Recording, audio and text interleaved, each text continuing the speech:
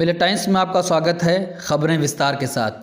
पाकिस्तानी सेना की तरफ से जम्मू कश्मीर में एलओसी पर गुरेज और उरी सेक्टर के बीच कई बार किए गए सीज फायर उल्लंघन में 4 जवान शहीद हो गए हैं और 3 नागरिकों के मारे जाने की सूचना भी आई है। सेना के अधिकारियों ने कहा कि उरी में नमला सेक्टर में पाकिस्तानी गोलाबारी में सेना के 3 जवान शहीद हो गए हैं। उन्होंने कहा कि हाजी पीर सेक्टर में एक बीएसएफ के सब इंस्पेक्टर ने भी अपनी शहादत दी है, जबकि एक जवान घायल हो गया है। वहीं पाकिस्तान ने भी भारत पर संघर्ष विराम के उल्लंघन का आरोप लगाया है। पाकिस्तान की state disaster management authority Muzaffarabad ने एक बयान जारी कर कहा कि भारतीय सेना ने शुक्रवार को नीलम और झेलम वैली जिलों में सीज फायर का उल्लंघन किया है।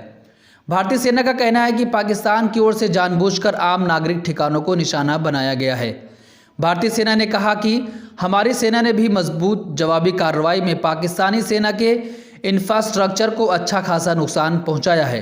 हमने उनके हथियारों के जखीरे, ईंधन के जखीरे और कई आतंकी लॉन्च पैड्स को नुकसान पहुंचाया है।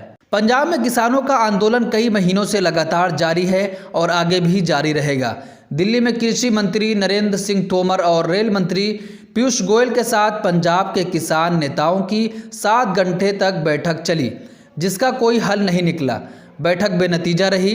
बैठक बेनतीजा होने के बाद अब किसान नेताओं ने तय किया है कि वो 18 नवंबर को चंडीगढ़ में एक अहम बैठक करेंगे और उसके बाद आगे रणनीति तय करेंगे। फिलहाल पंजाब के किसान संगठन 26 और 27 नवंबर को दिल्ली में सरकार के खिलाफ विरोध प्रदर्शन के अपने फैसले पर कायम हैं। वो इससे पीछे नहीं हटे हैं। बॉलीवुड ड्रग्स कनेक्शन में एनसीबी ने आज बॉलीवुड अभिनेता अर्जुन रामपाल को पूछताछ के लिए बुलाया था।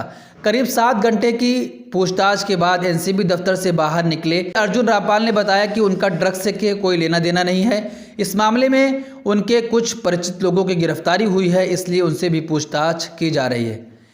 Stand up comedian Kunal Kamra ने अपने खिलाफ सुप्रीम कोर्ट की अवमानना का मामला दर्ज होने के बाद देश के अटॉर्नी जनरल के नाम एक संदेश जारी किया है।